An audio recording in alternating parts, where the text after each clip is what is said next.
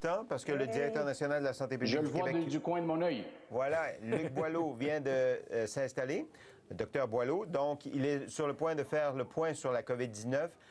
Plus de 2000 Québécois hospitalisés au Québec. On écoute le docteur Boileau. Direction générale de la gestion exécutive et opérationnelle de la pandémie du ministère de la Santé et des Services sociaux, Daniel Paré.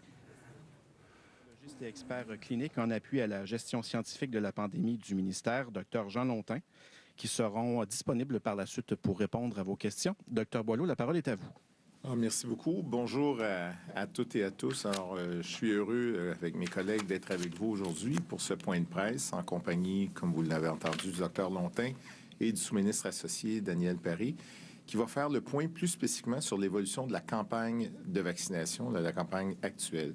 Quant à moi, je vais préciser où nous sommes rendus dans l'évolution de la pandémie. Je vais revenir sur des consignes à se donner en ce moment et en particulier à la veille du congé de Pâques. On va commencer par les données les plus récentes. Vous les avez entendues déjà pour plusieurs concernant la situation épidémiologique.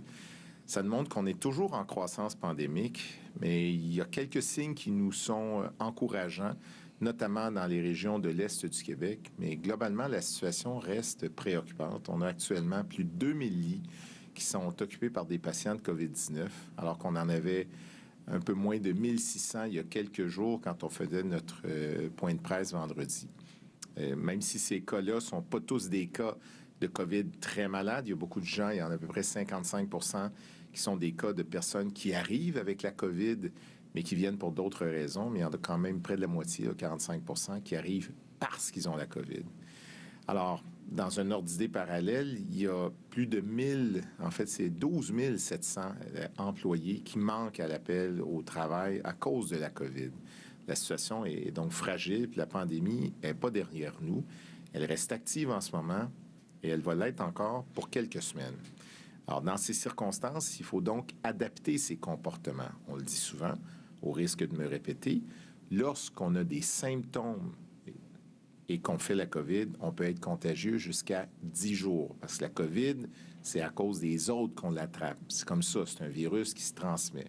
Alors, s'isoler 5 jours à la maison, puis maintenir une forme d'isolement pendant 5 jours de plus, en faisant attention quand on sort de la maison, en portant toujours le masque, en n'allant pas au restaurant, en mangeant pas, en enlevant son masque devant d'autres personnes, en n'allant pas dans des sacs de spectacle, en n'allant pas faire des soirées de danse ou ailleurs, visiter des amis et au pire encore, aller visiter notre famille ou nos grands-parents dans des CHSLD ou même dans les RPA. Et entre les personnes qui vivent dans les RPA aussi et la communauté, il faut rester prudent. Alors, si on se concentre justement sur les personnes de plus de 60 ans, celles qui sont visiblement le plus à risque de développer une maladie plus grave, d'abord et avant tout, il faut profiter de la vaccination, si ce n'est pas déjà fait. Alors, allez chercher la 3e dose. Il en reste qui n'ont pas bénéficié de la 3e dose. Et ceux qui veulent profiter de la 4e dose, bien, elle est disponible actuellement. M. Paré va faire le point là-dessus. Alors, je répète que la 3e dose reste très efficace pour prévenir les infections graves, les manifestations graves de la COVID, très efficace pendant au moins 5 mois. Maintenant, il y a beaucoup de questions sur comment on fait pour maîtriser son risque, pour l'évaluer, le maîtriser. La première des choses, c'est que on va donner à nouveau quelques repères clés, mais plusieurs peuvent le prendre déjà sur le site de québec.ca. On a essayé de mettre ça le plus clair possible et le plus accessible possible. Mais en résumé, fondamentalement, ça veut dire d'être prudent, de ne pas être en contact avec des gens qui ont eu des symptômes depuis une dizaine de jours ou de ne pas être en contact avec ceux qui font la maladie depuis moins de 10 jours. Le 10 jours reste très, très important. C'est pas parce qu'ils disent « bien, j'ai plus de symptômes, mon test, ça va mieux », tout ça, c'est 10 jours. De ne pas accepter non plus d'être en contact avec des gens qui commencent à avoir des symptômes. Et les symptômes les plus fréquents qu'on a actuellement avec, que ce soit le Micron ou le BA2, c'est un mal de gorge ou la voix irritée. C'est pas nécessairement faire de la grosse fièvre puis perdre l'odorat. Là, c'est le plus fréquent. Les cliniciens comme Dr Lontin sont bien avisés de cela. Donc, c'est pas une présentation toujours manifeste avec beaucoup de symptômes. Ça peut être aussi léger que la voix rauque et un mal de gorge. Alors, il ne faut pas se mettre en contact avec des gens qui ont ces signes et symptômes-là. Parce que, comme vous le savez, les gens, ils peuvent être infectieux, même s'ils n'ont pas encore de symptômes pour un certain nombre. Alors, il faut rester vigilant sur, dès qu'ils ont démarrage de symptômes, il ne faut pas être en contact avec ces personnes-là. Et c'est bon pour tout le monde. Alors, ça veut dire que pour la période de Pâques, il faut gérer ses risques. Il ne faut pas recevoir ou être invité chez des gens qui ont un profil de risque, comme on le dit. Il faut rester prudent. Le virus, il circule beaucoup. Il faut s'en méfier. Alors, on n'ira pas dans le détail du nombre de personnes qui doivent être avec nous à Pâques, puis tout ça. On n'est pas là. On est dans vraiment une habituation qu'on peut prendre pour faire en sorte de gérer notre propre situation dans des contextes de vagues comme celle que nous vivons en ce moment. Donc, chacun doit prendre ses responsabilités pour se protéger et prendre ses responsabilités pour protéger les autres. Puis je rappelle que c'est pas parce qu'on a eu 2 doses ou 3 doses ou même 4 doses qu'on est à l'abri de faire l'infection. Le vaccin, il est très bon pour prévenir les infections graves, mais il n'évite pas complètement l'infection. Donc, on peut rester contagieux même si on a eu tous ces vaccins-là, qui sont un atout considérable pour baisser le risque d'être très malade et se retrouver à l'hôpital. Donc, si on continue sous cette même allée-là, il faut donc s'assurer que nos contacts, à nouveau, on le fait avec des gens qui sont bien protégés, d'une part, mais surtout qui nous protègent bien, c'est-à-dire qui sont asymptomatiques et qui ne présentent pas de risque. Alors, vous devez sûrement savoir aussi que pour les personnes qui ont plus de 60 ans et qui n'ont pas été vaccinées jusqu'à ce jour, si vous éprouvez des symptômes comme ceux qu'on vient de dire, bien, c'est important de vous isoler tout de suite, de faire un test TDAR, un test rapide, et s'il n'est pas positif, de bénéficier des tests PCR qu'on a dans les centres de dépistage. Vous êtes admissible. Alors, ces tests-là, il faut pouvoir les utiliser rapidement, puisque si on a ces symptômes et que je me répète, qu'on a plus de 60 ans et qu'on n'est pas vacciné, c'est une bonne chose de passer ces tests-là et d'être en contact rapidement avec votre pharmacien ou un pharmacien. Il va pouvoir vous aider, vous guider sur l'accès au Paxlovid. C'est un antiviral très efficace qui va, bien sûr, vous éviter de développer une maladie grave. Et donc, ça va être une très bonne chose parce que malheureusement, quand on n'est pas vacciné, mais le risque de courir, de voir sa maladie devenir beaucoup plus grave et plus grand, mais avec le Paxlovid, on réduit ça de beaucoup. Donc, il faut savoir en profiter et toutes les pharmacies du Québec, tous les pharmaciens sont disponibles pour aider en ce sens-là et c'est un système remarquable d'accès au Paxlovid qui a été mis de l'avant au Québec et qui fait déjà l'envie de plusieurs autres juridictions. Alors, il ne faut pas attendre non plus parce que Paxlovid, c'est bien d'utiliser ça le plus vite possible après l'apparition des symptômes. On peut attendre jusqu'à 5 jours, mais c'est plus efficace quand on l'utilise rapidement après l'arrivée des symptômes. Alors, les tests rapides, on en parlait, on l'a mentionné la semaine passée, dans le contexte des variants comme Omicron ou BA2, la présence du virus est plus rapide dans la salive. Alors, il ne faut pas juste aller au niveau des narines, il faut pouvoir commencer à mettre l'écouvillon du côté d'une gencive, entre la gencive et la joue d'un côté, faire la même chose de l'autre côté, aller à la base de la langue, sans générer ce qu'on ne veut pas avoir, puis faire attention aussi si on le fait aux enfants, il ne faut pas générer des souffrances pour rien. Il faut y aller si c'est possible. Puis ensuite, on fait les narines. Avec ça, le test devrait apparaître positif plus rapidement que si on ne faisait que les narines. On en a parlé la semaine passée. C'est bon de le rappeler. Alors, la dernière chose, c'est comme si on avait besoin de ça. C'est malheureux, mais on doit vous annoncer qu'on débute une nouvelle saison grippale là. Alors, ça a été confirmé hier. Et on le sait, c'est inhabituel d'avoir une saison grippale qui débute en avril. On n'a pas l'habitude de ça. Mais pour cette année, c'est le cas. Alors, on a une augmentation des cas d'influenza, ce qu'on appelle communément la grippe, là. Et c'est déjà présent dans la communauté. C'est présent aussi dans nos hôpitaux et ils en sentent déjà l'effet. Alors, comme vous le savez, la présentation des symptômes d'une grippe ou d'une COVID sont très semblables. Mais dans un cas comme dans l'autre, c'est les mêmes consignes. Il faut savoir s'isoler, ne pas être en contact avec les autres, encore moins avec les personnes les plus vulnérables. Et ça dure plusieurs jours, donc ne pas prendre de chance de vraiment s'isoler Et si on n'a pas de test positif, bien, c'est très possible que ce soit une infection à influenza. Et donc, il faut être capable de respecter ces règles d'isolement.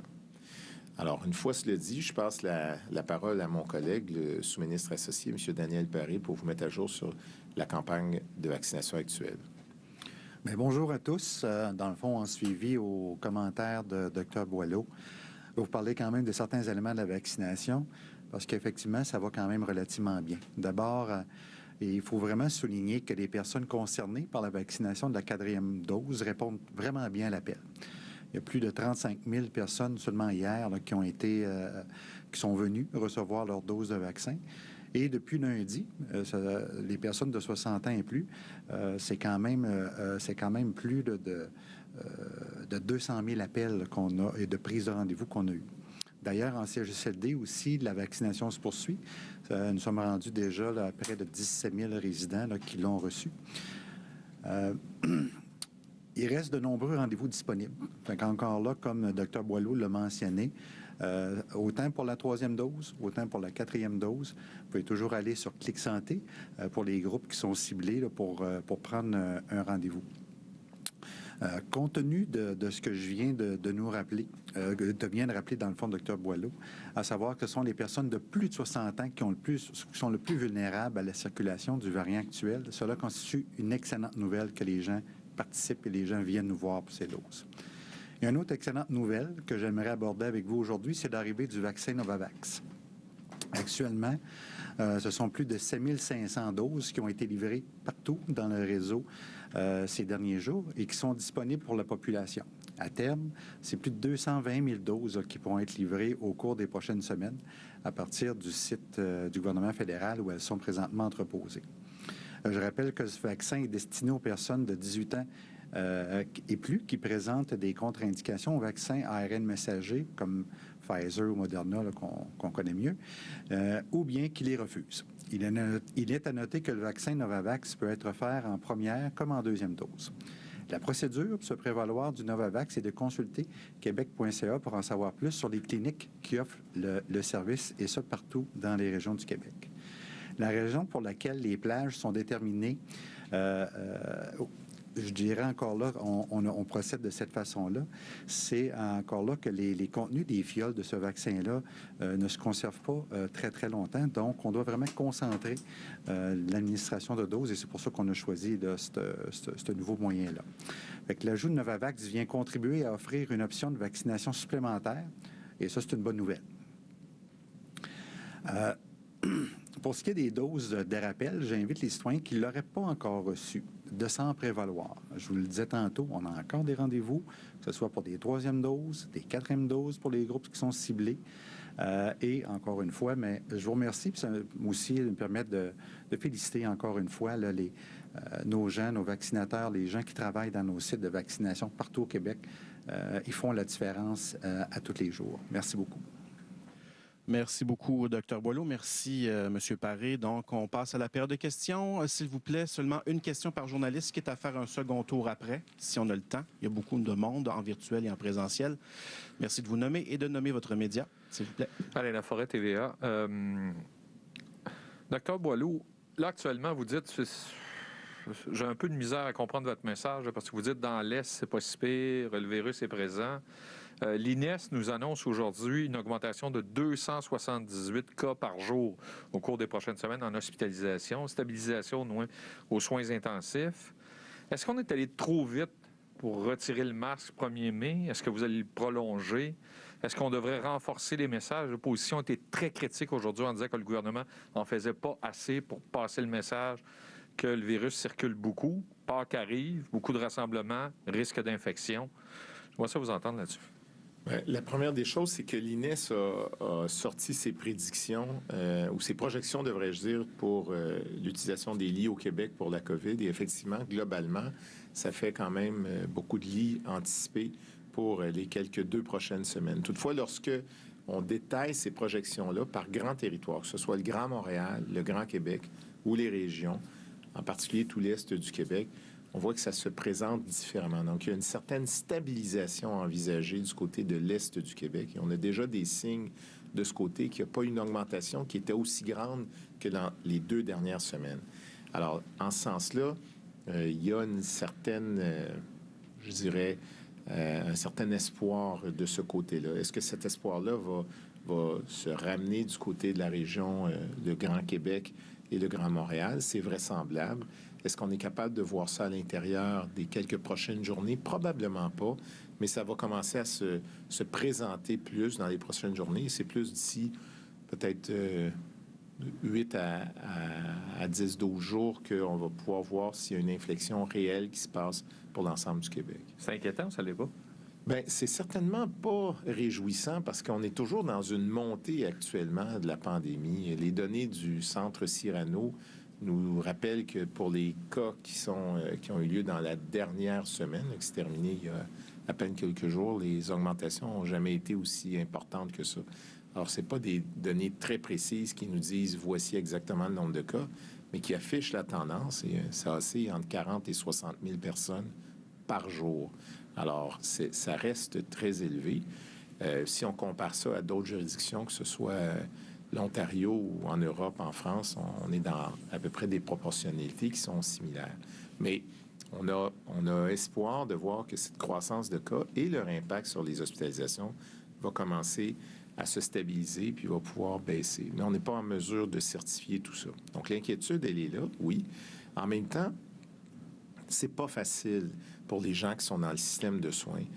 On le mentionnait, il y a presque 13 000 personnes qui manquent à l'appel à cause de la COVID. C'est réparti dans tout le territoire québécois. À tous les jours, il y en a toujours un petit peu plus. C'est pas facile. Les gens reviennent après quelques jours, là, vous l'entendez, la contagion dure 10 jours, puis il y a même certains endroits qui rappellent les gens plus vite parce que on a besoin de leur service, avec évidemment une protection qui fait en sorte de vouloir protéger absolument et les travailleurs et bien sûr les bénéficiaires, mais c'est une situation qui est pas facile, qui est exigeante. Et dans la période actuelle où tout le monde rêverait aussi d'avoir une petite pause à Pâques, puis de profiter d'un soleil qui va peut-être être là, bien, garder les gens là, au rendez-vous dans le système de soins, c'est pas évident. Alors, M. Paré le disait, pour toutes les équipes de vaccination qui sont mobilisées, oui, mais pour toutes les équipes cliniques et ceux qui travaillent dans le système de soins et de services sociaux et hospitaliers en particulier, c'est très exigeant, puis on ne peut que les remercier. Merci. Prochaine question. Prochain micro. Oui, bonjour, Simon Bourassa de nouveau. Question peut-être pour le docteur Lontin. On entend de plus en plus parler de gens qui contractent le virus 2 fois, souvent dans des périodes à court terme, là, parfois en moins d'1 mois. Qu'est-ce que vous pouvez nous dire là-dessus? Est-ce qu'ils contractent le même variant? Est-ce que ce sont des gens vaccinés? Qu'est-ce qu'on en sait? Effectivement, merci pour la question. Le phénomène de la réinfection est un phénomène relativement nouveau qui est arrivé avec l'arrivée d'Omicron. Donc, auparavant, avec les variants précédents, les réinfections étaient très, très rares. Puis vous le savez, quand est arrivé le BA1 à Noël, beaucoup de personnes ont fait il y en a beaucoup qui en ont fait une seconde COVID. BA2 a quand même assez de différence par rapport à BA1 et on voit qu'il y a effectivement des réinfections. Réinfections qui sont à l'intérieur des fois de 2 à 3 mois. En bas de 2 mois demeurent relativement rares, heureusement. Mais ça se peut. Oui, effectivement, il y a certaines personnes qui peuvent le faire. Il faut quand même être prudent par rapport aux réinfections très, très précoces en bas d'1 mois parce que les tests pour détecter la COVID peuvent rester positifs pendant plusieurs semaines. Donc, par exemple, quelqu'un pourrait faire Omicron, BA1 ou BA2, et 1 mois après, fait des symptômes pour un autre virus. Ça peut être maintenant l'influenza, ça peut être un virus respiratoire syncytial ou un autre virus, et se teste à nouveau pour la COVID. Il est encore positif. Donc là, ici, c'est un peu un phénomène, on confond les deux. Mais oui, par contre, vous avez raison. Avec BA2, on voit certaines réinfections plus précoces à 2-3 mois, et c'est pour ça que les gens doivent demeurer très, très prudents. Lorsqu'on a des symptômes, c'est pas parce qu'on a fait Omicron, par exemple, dans le temps des fêtes, entre Noël et le jour de l'an, qu'en ce moment, pour les mêmes symptômes, ce ne l'est pas. Donc, il faut se tester. Et de toute façon, même si c'est négatif, on s'isole. C'est vraiment le message important aujourd'hui. On a des symptômes, on n'est pas en contact avec des personnes, surtout des personnes vulnérables. Merci. Prochaine question. Oui, bonjour. Pour sauver, je crois, des demandes de personnes qui veulent avoir le Paxlovid, est-ce que, je pense que l'INES se penche là-dessus, là, d'ailleurs. Est-ce que ce serait possible d'élargir l'accès? Attendez-vous une recommandation de l'INES bientôt? Quand? La réflexion sur le Paxlovid date pas d'il y a 2 jours. L'INES a étudié ça à fond avec beaucoup d'experts au niveau du Québec et les recommandations qu'il y a là semblent très solides. On voit qu'il y a une petite variation sur ça entre d'autres juridictions, mais pour l'instant, l'INES reste les 2 yeux sur la bonne balle, puis ils nous disent voici nos critères, le 60 ans et plus non vacciné, le 60 ans et moins non vaccinés, mais qui ont des maladies chroniques. Là, il y en a un certain nombre. Et bien sûr, il y a des gens aussi qui peuvent être vaccinés puis qui ont des profils d'immunosuppression importants. Et en ce sens-là, je pense que les cliniciens, comme les pharmaciens, bien sûr, les pharmaciens et les cliniciens savent quoi faire. Et on n'a pas de signaux actuellement de l'INES pour élargir ça. S'il y en a, on va tout ajuster. C'est que j'entends, c'est que ça fait partie des outils que vous avez. J'entends votre optimisme là, pour les hospitalisations, mais si jamais le réseau il craque là, dans quelques semaines, il nous reste quoi comme option? On a le masque, mais c'est à peu près tout. Là. Qu'est-ce que vous avez d'autre? Bien, le réseau, il est sous tension en ce moment. Il y a de la capacité dans ce réseau-là. On l'a déjà vu dans le système de soins. C'est exigeant. Ils sont capables de réagir. On a quelqu'un qui était PDG d'un réseau avant. On a un clinicien actif qui vient de finir une garde d'1 semaine là, aux soins surspécialisés au CHUC en maladies infectieuses. Alors, le réseau, il est mis à pression en ce moment, mais on croit que les outils sont là pour permettre de tenir le système debout. Et on ne pourra pas tourner la tête en disant on va donner du Paxlovid à tout le monde pour éviter qu'il y ait une surcharge de réseau. Le Paxlovid, c'est un médicament complexe qui a des effets secondaires. Il faut être sérieux avec ça. C'est sur des prescriptions qui doivent être analysées avec soin par les pharmaciens ou les cliniciens. Et on garde le cap là-dessus. Merci. Prochaine question. Oui, bonjour, Véronique Prince à Radio-Canada.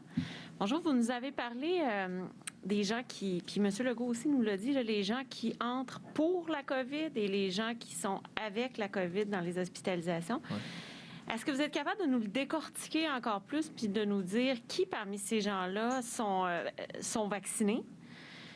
Puis, je m'excuse, je veux juste revenir sur ce que je vous disais, là. Sur les gens qui entrent pour la COVID aussi, est-ce qu'on en a moins qu'avant qui entrent pour la COVID? C'est-à-dire, est-ce que vous pouvez nous décortiquer ça un petit peu plus, oui. Là? Oui, au tout début de la pandémie, bien sûr, les gens qui se présentaient à l'hôpital, là, je vous parle d'il y a 2 ans, là. Les gens qui se présentaient à l'hôpital, c'était avec la COVID, là. Ils arrivaient, pas avec la COVID, mais en fait, ils arrivaient avec la COVID. Pour la COVID. Ils rentraient pour la COVID, puisqu'ils étaient malades de la COVID. Puis, il y en a le tiers qui allait vers les soins intensifs. C'était une maladie grave, surprenante. Oui. Les gens n'étaient pas vaccinés. C'était la première fois qu'ils étaient en contact avec ça. Donc, vous avez vu tous les ravages qu'il y a eu de ce côté-là. Avec le temps, on a commencé à avoir des personnes qui, parce que ça s'étendait, qui avaient des infections sans trop le savoir et qui se présentaient pour accoucher ou pour une fracture de la hanche ou un autre problème de santé. Puis vu qu'on dépiste tout le monde qui entre dans l'hôpital pour pas faire l'erreur d'avoir des patients qui seraient contagieux puis qui vont contaminer les autres, alors on a remarqué qu'il y en avait un certain pourcentage qui était positif à la COVID, autour de 10-12 %. Ça a monté à un moment donné à 20 % ou un petit peu plus. Mais avec le Micron et le BA2, là, it's another game, là, dans le sens que la moitié des personnes qui se présentent à l'hôpital pour des raisons d'une autre nature constituent ceux que nous considérons comme COVID positifs. C'est donc dire que dans le 2060 hospitalisations que nous avons aujourd'hui, il y en a à peu près 1000 quelques qui sont des personnes qui viennent pour une autre raison et chez qui on trouve de la COVID. Il y en a 55 %. Il y en a 45 %, donc moins que la moitié, qui sont des personnes qui viennent avec la COVID, à cause de la COVID, devrais-je dire, à cause de la COVID, donc pour la COVID. Maintenant, si vous êtes plus vieux que 60 ans ou de 70 ans, les 3/4 des personnes qui sont là, c'est vraiment à cause de la COVID. Si vous êtes plus jeune, les 3/4, c'est pour d'autres raisons. Autrement dit, plus les personnes qu'on a sont âgées, c'est pour des raisons de COVID direct. Mais ceux qui entrent pour la COVID, donc qui ont probablement des symptômes plus graves parce qu'ils entrent pour ça, là, oui. Combien là-dessus sont vaccinés? Est-ce que vous avez des statistiques là-dessus?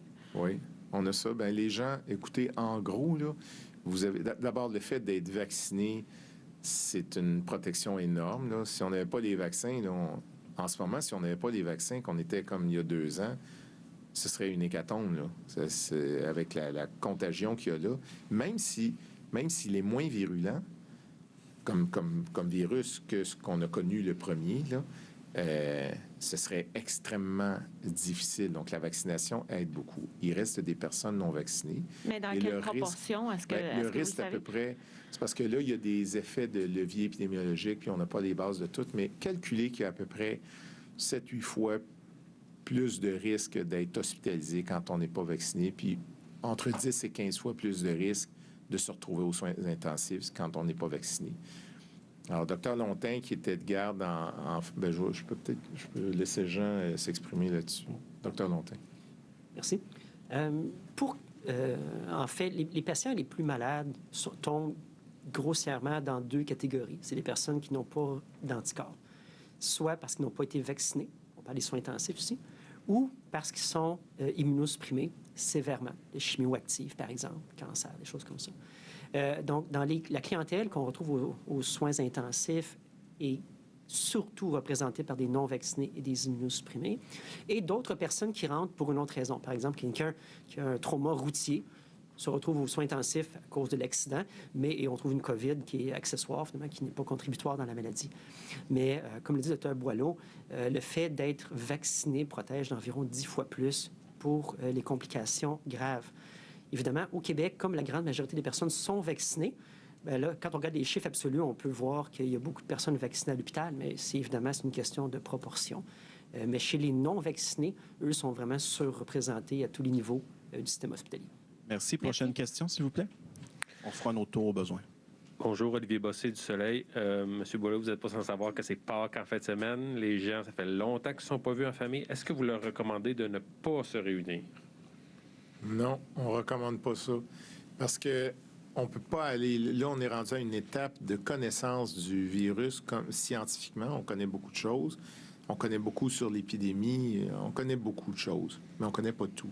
Mais ce qu'on sait, c'est que les gens commencent à connaître ça aussi. Ils peuvent estimer le risque et de savoir que s'ils n'ont pas fait la COVID encore, puis qu'ils ont cette chance-là, surtout s'ils sont vulnérables, que ce serait préférable pour eux d'attendre que le vrai beau temps arrive, puis que le beau temps avec une fin de vague, comme ça, ils vont pouvoir vaquer à leurs activités, rencontrer des gens plus facilement.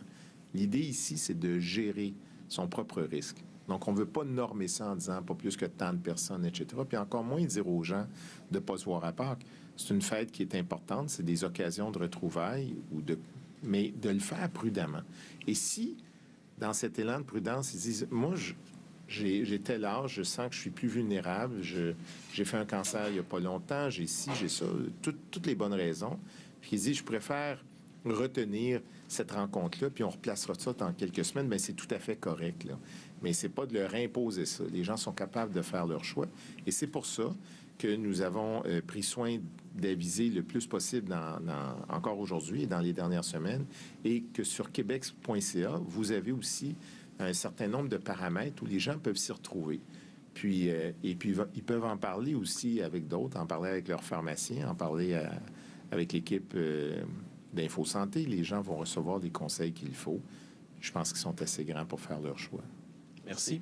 J'ai pas de questions en français en virtuel, donc je vais aller tout de suite en anglais. Ah, pardon, je vous avais pas vu, désolé. Allez-y. Oui, bonjour à tous, Dr Boileau. Je voulais vous demander, quand on a réinstauré le couvre-feu le 30 décembre dernier, on était environ à 1000 hospitalisations. On est à 2000 maintenant. Bon, vous me dites environ la moitié peut-être qui sont avec COVID plutôt que pour COVID. Qu'est-ce qui fait, puis vous l'avez expliqué de façon générale un petit peu, de façon un peu éparpillée, mais qu'est-ce qui fait qu'à ce moment-ci, il n'y a pas une panique de la même façon qu'il y avait, disons, en décembre dernier? C'est quoi la grande différence? Est-ce que c'est le beau temps qui s'en vient qui fait qu'on a l'impression que ça va retomber plus rapidement?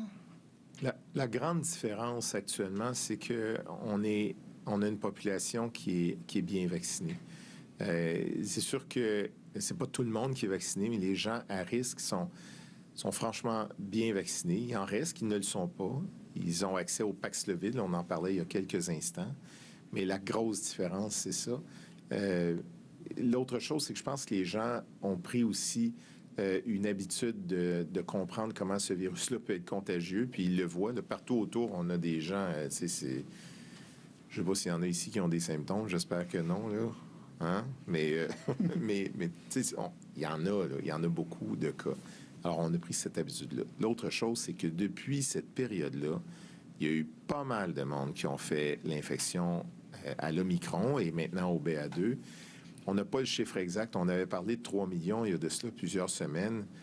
Imaginez qu'on est plus que ça en ce moment. Alors, l'immunité collective, elle est là et elle nous permet d'envisager ça différemment. D'ailleurs, au moment où cette décision-là a été prise, les gens de santé publique et les experts en termes de projection comme de modélisation montraient clairement que ça s'en allait comme ça. Et c'était comme ça, là. Il fallait qu'il y ait des mesures de prise pour diminuer les risques pour la population puis éviter les mauvaises surprises. Et ça a continué à monter, là. Et ça a tourné, vous le savez, là, en début du mois de janvier. Mais c'est une décision qui était difficile, mais qui était nécessaire, visiblement, dans les circonstances. Nous ne sommes pas dans cela. Nous voyons monter ça. On comprend la différence. On l'a expliqué tantôt pour les hospitalisations. On a un système de soins qui est mis à l'épreuve, là, c'est difficile, mais que les gens veulent tous tenir ça ensemble, puis je pense qu'on va y arriver. Et quand on parle de gens... avec... Prochaine question, Francis, s'il vous plaît. On fera un second tour. Merci pour respecter. Je n'ai pas de sous-question, c'est une question seulement. S'il vous plaît. On parle de gens avec COVID. Merci pour le respect. Pour qui c'est moins grave, même que ça reste des cas quand même assez lourds pour le réseau de la santé? Les gens qui sont avec COVID et qui ne viennent pas pour une raison de COVID, c'est beaucoup d'exigences dans le système de santé. Ils sont obligés d'être isolés pour éviter le contact avec les autres bénéficiaires, pour éviter aussi que les employés l'attrapent. Donc, tout le monde fait office de prudence. Et il faut savoir aussi qu'il y en a un certain nombre qui arrivent avec un test positif qu'on trouve et qui vont développer leurs symptômes et la gravité de ceux-ci pendant leur hospitalisation. Alors, il faut... c'est jamais simple, là, avoir la COVID, là. C'est pas... Il n'y a rien de simple, là. C'est-à-dire, pour beaucoup de monde, c'est très facile. Puis, effectivement, tant mieux avec la vaccination. Ça donne des symptômes très légers, même confondus souvent avec un rhume, là, pour bien des gens. Mais il y en a d'autres, c'est plus à risque. Alors, il faut... et en particulier, lorsqu'on est à l'hôpital, vous savez, quand on vient à l'hôpital, c'est sûr qu'il y a des enfants qui vont à l'hôpital, des dames qui viennent accoucher, mais la clientèle hospitalière, c'est souvent des personnes plus âgées. Et quand ils développent une COVID, même durant l'hospitalisation, ça peut ne pas être facile. Merci. Prochaine question, s'il vous plaît. Par rapport aux hôpitaux, bon, le système est sous pression. Il y a certaines différences par rapport aux précédentes vagues, mais par rapport au délestage, par exemple, quels sont les effets là, de ces hospitalisations-là sur le réseau, sur les activités régulières? Il y a du délestage en ce moment. Il y en a d'une façon que c'est pas une demande qui est faite de dire OK, tout le monde on déleste. C'est selon les situations. Je laisserai mon collègue Monsieur Paris, qui a une grande expérience dans la gestion de ce côté-là des hôpitaux. Il était PDG de la grande région Chaudière-Appalaches il n'y a pas longtemps. Vous donner quelques mots et peut-être Dr Lontin peut rajouter là, sur la question du délestage. Un peu comme Dr Boileau le mentionne, présentement, les établissements, il n'y a pas de mot d'ordre de délestage général. Donc, ils gèrent la situation selon leur situation épidémiologique. Il y a quand même des directives là, qui ont été mises en place pour justement là, bien gérer le personnel, etc. Fait que suite à ça, ben, les établissements apprennent à travailler avec le virus. C'est exactement ça qui se fait là présentement.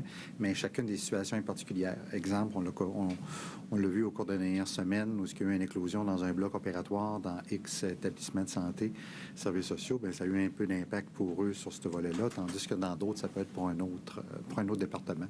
Mais comme vous l'avez mentionné, là, on est à plus de 12 000 employés là, présentement là, qui est hors circuit, entre guillemets. Mais on voit quand même que le réseau de la santé et services sociaux apprend vraiment à travailler de façon différente et à continuer d'offrir des services à la population, même s'il est sous tension. Docteur Lontin, vous voulez compléter? Oui. Je tiendrais aussi à souligner l'apport incroyable des travailleurs sur le terrain, les infirmières, préposés aux bénéficiaires, tout le monde. On voit le temps supplémentaire, les heures, le monde. Il y a une grande solidarité quand même de ce côté-là. Et vraiment, c'est grâce à eux si le système permet de bien résister à la vague actuelle. Le monde sont très, très, très impliqués et dédiés envers les patients. C'est pas une question, j'ai juste une précision par rapport au délestage. Est-ce qu'il y en a qui sont au niveau 4, 5 ou on est tous pas mal 2, 3? Savez-vous s'il y a des établissements qui sont à des niveaux plus élevés? Bien, en ce moment, au Québec, on roule à peu près à 70 de la capacité en chirurgie. Merci. Ça veut dire qu'il y a des variations. Là. Il y a des établissements, ça va être un peu moins, d'autres un peu plus. Puis, ça peut se faire aussi sur des zones de services bien particuliers. L'autre chose qu'il faut quand même, bien sûr, tout le monde va comprendre ça, c'est qu'il y a des périodes d'accalmie, des fois, dans des espaces, dans des programmes chirurgicaux. Puis autour de Pâques, c'est le cas. Là. Les gens ne veulent pas tous être opérés dans la période de Pâques, là, en général. Et puis, donc ça, c'est pas une surprise qu'il y a une baisse. C'est dans la conjoncture naturelle des choses. Mais le délestage spécifique, oui, il y a des effets, c'est variable. On ne veut pas aller vers cela pendant longtemps. Et tous les efforts sont faits pour garder un système debout, le maintenir accessible.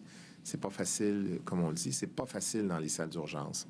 On a des signaux clairs là, que les salles d'urgence, il y a une pression. Avec la bonne nouvelle d'avoir un influenza qui se rajoute sur le tas, là, c'est pas...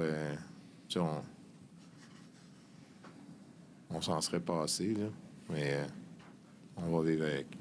On est capable. Merci. On va passer à la période de questions en anglais. Madame Sonnier, allez-y. Good day, Dr. Boileau. Last year at the same... Le directeur national de la santé publique du Québec, Luc Boileau, en conférence de presse aujourd'hui, qui nous dit qu'il y a entre 40 000 et 60 000 personnes au Québec qui, tous les jours, sont infectées par la COVID-19, ce qui place une pression sur les réseaux de la santé, parce que le nombre d'hospitalisations est en augmentation. Le message aujourd'hui, c'est prudence. Prudence à la veille des rassemblements, des retrouvailles, de la fête de Pâques, la longue fin de semaine qui s'en vient devant nous. Alors, il n'est pas question de vous dire de ne pas vous rassembler, mais si vous vous rassemblez, essayez d'être prudent. N'allez pas vous rassembler avec des gens vulnérables. Si vous avez des symptômes, ne vous rassemblez pas. Faites des tests aussi rapides pour savoir si vous avez ou non la COVID. Et il y a une pression sur le réseau de la santé. En ce moment, on roule à environ 60 des chirurgies. Ça veut dire qu'il y a du délestage, peut-être un peu plus dans certaines régions que dans d'autres, qui sont un peu plus touchées par cette nouvelle vague. Et juste pour en rajouter sur le tas, on commence une saison d'influenza, de grippe. Ce n'est pas habituel au printemps. D'habitude, c'est l'automne. Mais dans le contexte actuel, la grippe, il y a de plus en plus de cas de grippe, semble-t-il, qu'on peut confondre avec la COVID aussi, d'où l'importance donc de faire des tests rapides lorsqu'on sent ces symptômes-là et d'éviter d'être en contact avec des gens pour éviter de transmettre la maladie. Voilà donc pour cette conférence de presse. On fait une pause.